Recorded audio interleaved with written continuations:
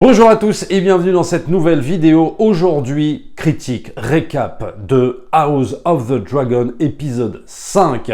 Mais avant, je voulais juste vous conseiller un petit documentaire bien mortel qui est diffusé sur OCS. Alors je sais, ça tombe un peu comme ça puisque House of the Dragon c'est OCS et le documentaire dont je voulais vous parler c'est sur OCS. Ce n'est pas une vidéo sponsorisée, ne vous inquiétez pas.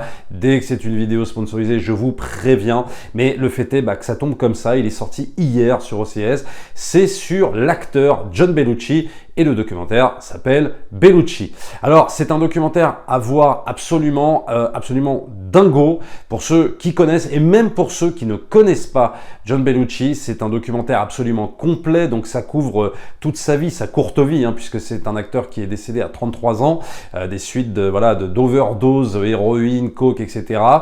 qui a eu une vie complètement ouf et qui a démarré donc du Saturday Night Live et qui va aller jusqu'au tournage des Blues Brothers, etc. et même d'autres films, il n'y a pas que les Blues Brothers d'ailleurs. Et c'est un documentaire absolument magnifique puisque ça va être un peu à l'image finalement de cet acteur qui s'appelait John Belushi. C'est un documentaire assez tragique, très drôle, voilà, comme l'était un petit peu John Belushi, quelqu'un de très tourmenté, malgré son côté hyper drôle et hyper comique. Et bien voilà, ce documentaire va nous raconter tout son parcours. C'est absolument génial, c'est super bien fait. On va avoir beaucoup de témoignages de différents acteurs de cette époque, Carrie Fisher, Dan Aykroyd, son pote, celui qui va écrire plus tard même Ghostbusters.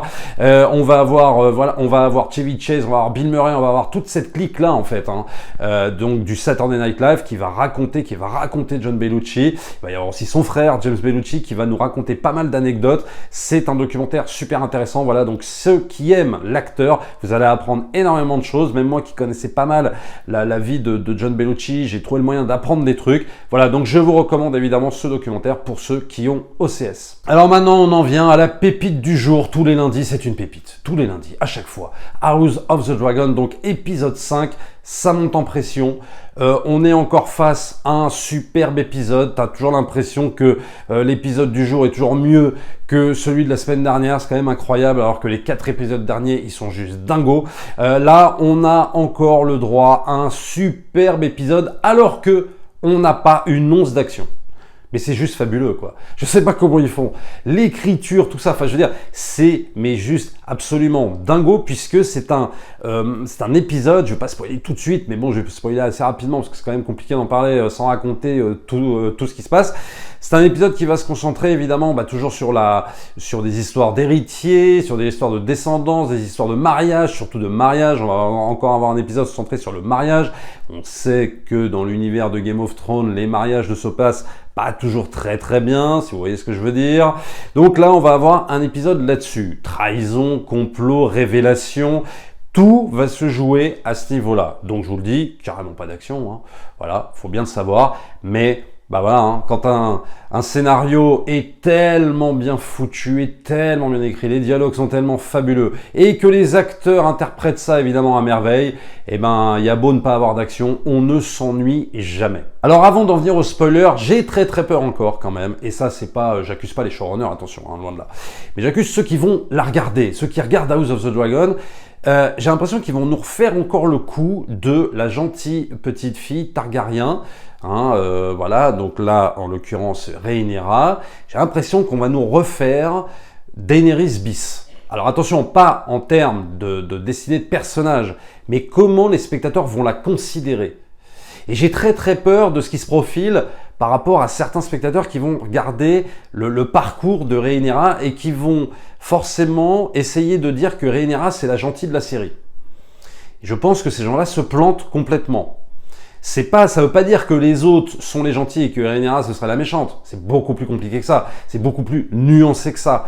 Mais attention de ne pas tomber dans ce piège parce que je sens que ça va arriver, que dans quelques temps, à la fin de la saison 1, si elle est toujours là, on va nous dire « Ah non, mais en fait, elle est trop cool. Ah ouais, non mais Rhaenyra, je l'adore. Oh là là, quelle princesse, quelle super. » Et tous les autres, c'est des cons. On voit bien dans cet épisode que c'est pas tout à fait ça en fait. Et attention à ne pas tomber dans ce syndrome, waouh, Daenerys en fait c'est l'héroïne de la série de Game of Thrones, parce qu'il y en a qui te sortent encore ça.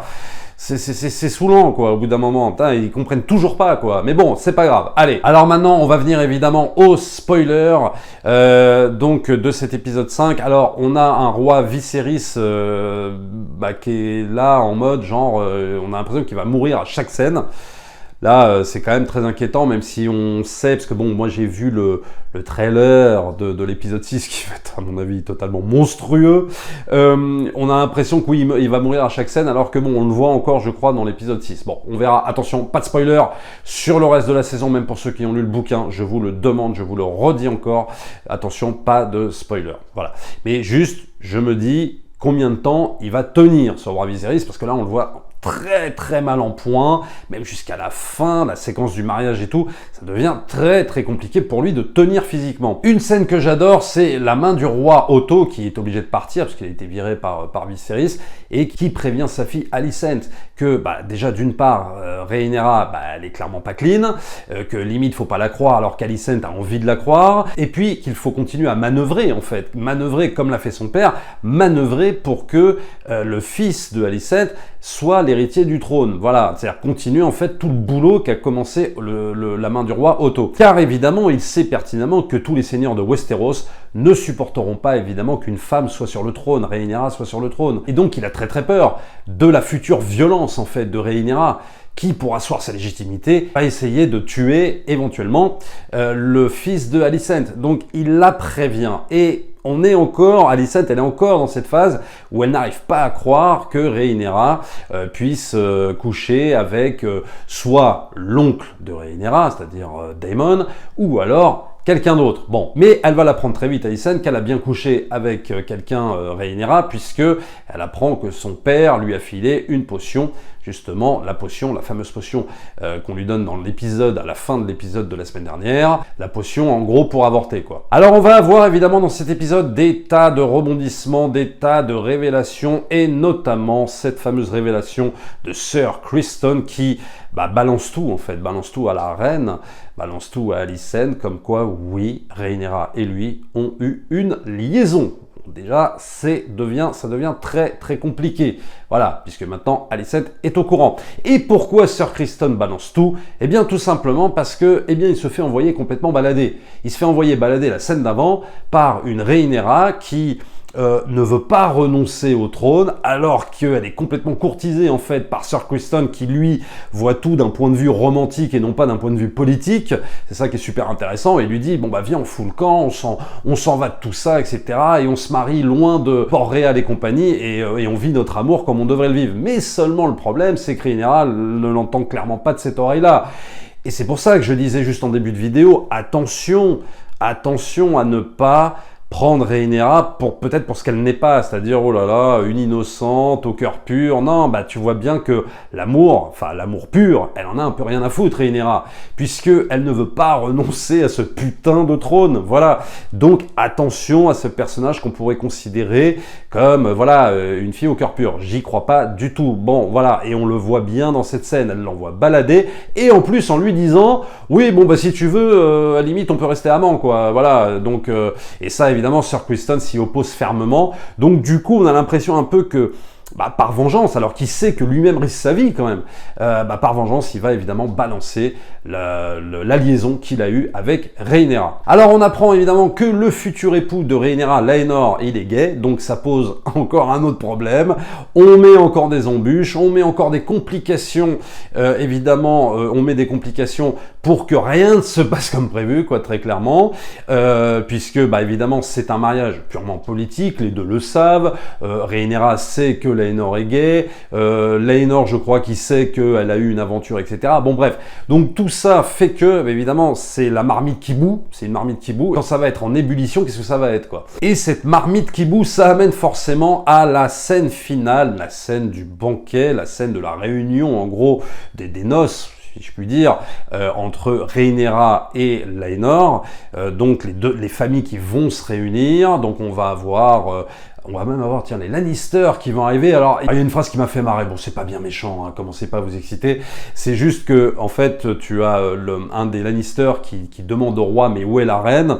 La reine, le roi lui dit, mais elle est en train de se préparer. Et là, Lannister qui sort une vieille blagouze, qui sort en gros, ah oui, bah c'est pour ça que c'est en fait, on appelle les hommes à faire la guerre, puisqu'en fait, les femmes ne sont jamais prêtes. Bon, j'avoue que ça m'a fait sourire. Bon, voilà, bon, ça va, c'est rigolo, c'est marrant. Bon, c'est complètement sexiste, mais c'est drôle quand même, hein. Commencez pas à vous exciter. Alors, cette scène, elle est particulièrement bien construite. Donc, on va se retrouver dans la salle où il y a le trône de fer et on va avoir cet énorme banquet comme ça en l'honneur de Rhaenyra et Laenor. Et alors, c'est une scène super bien construite parce que on sent une tension, mais juste énorme, puisque en amont, on a eu toutes les révélations en coulisses de ce qui s'est passé avec Rhaenyra, Ser Criston qui lui demande le truc, Rhaenyra qui refuse, l'autre qui ne peut pas avouer qu'il est gay, etc. Bon bref, t'as tout qui s'imbrique et que, en fait, t'as certaines personnes qui ne sont pas au courant de tout ça.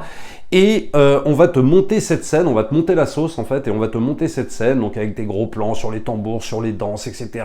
On va avoir beaucoup de cuts, beaucoup d'allées et venues entre les personnages, les tambours, la musique un peu oppressante. Et toi-même tu te dis, mais au moment où Alicent t'arrive, parce qu'elle finit par arriver, tu dis, est-ce qu'elle va tout révéler, est-ce qu'elle va tout balancer, mais comment ça va se passer? Parce qu'ils sont tous au courant de choses. Tu as même l'amant de Laenor qui menace en gros Ser Criston de ne pas révéler le secret, etc. Et lui garderait le secret. Bon bref, c'est une marmite vraiment qui menace d'exploser à tout moment. Et évidemment, ça finit par exploser. Alors on a l'impression que ça va venir de Daemon, puisque les deux, Daemon et Rhaenyra, se rapprochent lors de ce fameux banquet. On a même l'impression qu'ils vont se rouler une pelle. Bon bref, il y a tout un truc. Elle lui dit oui, emmène-moi, qu'on aille se marier à Père Dragon, etc. Bon bref. Et on a l'impression que tout vient de là, alors qu'en fait, la grosse surprise, c'est que ça va venir de Ser Criston qui bat à mort l'amant de Laenor, qui le bat jusqu'au point de le tuer, quoi. On a l'impression, alors soit qui fait ça, effectivement, pour éviter de toucher à Rhaenyra, quoi, en gros. C'est-à-dire, parce qu'on a l'impression qu'il a vraiment envie de l'étrangler, en fait, là, depuis qu'il s'est fait envoyer balader. Donc, est-ce qu'il ne se venge pas sur l'amant de Laenor? Et puis surtout, l'impression de s'être fait trahir, quoi. C'est-à-dire qu'en gros, ce Ser Criston qui a perdu son honneur, et en gros, on a l'impression qu'il a plus de loyauté, en fait, qu'il est plus loyal vis-à-vis de Rhaenyra, quoi, parce qu'il s'est fait vraiment prendre pour un con, quoi. Et donc, on a l'impression que c'est une frustration complètement lâchée par rapport à ce personnage-là. Donc, évidemment, ça va très mal se finir. Le roi Viserys qui s'écroule, qui tient plus debout. Et puis, ça va se finir sur une scène où le Ser Criston, il décide de mettre fin à ses jours et il est sauvé in extremis par la reine Alicent, et donc qui semble vouloir garder le secret, donc de pas forcément le condamner à mort. Donc il y a tout un truc qui se passe autour de ça. On verra évidemment la suite la semaine prochaine, quelles seront les conséquences de ça. Alors attention, puisque la semaine prochaine on va faire un gros bond dans le temps, on va plus avoir les mêmes acteurs, Rhaenyra, Alicent, tout ça, ça va être joué par des actrices différentes. On va faire un bond de je sais pas combien d'années, mais ça va être assez surprenant. On va avoir le fameux Aegon, donc le fils d'Alicent et de Viserys, qui va rentrer véritablement en scène. Donc on va voir encore de nouvelles choses se jouer. J'ai vu le trailer, ça va être absolument fou. Voilà ce que je pouvais vous dire en tout cas sur cet épisode 5.